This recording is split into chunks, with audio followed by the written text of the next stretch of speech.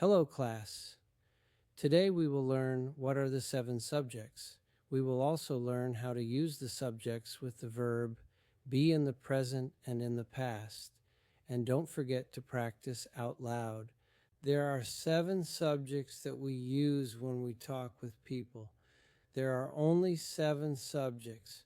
Repeat them with me. I, he, she, it, we, you, they.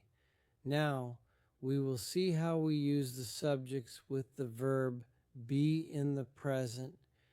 Every English student must know the verb be if they want to be fluent in English.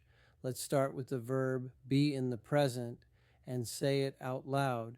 I am, he is, she is, it is, we are, you are, they are. Okay, now let's practice the subjects with the verb be in the past. Practice saying them out loud as many times as possible.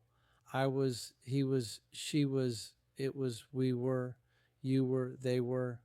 Okay, class. So today we learned the 7 subjects. We also learned how to use the verb be in the present and the past.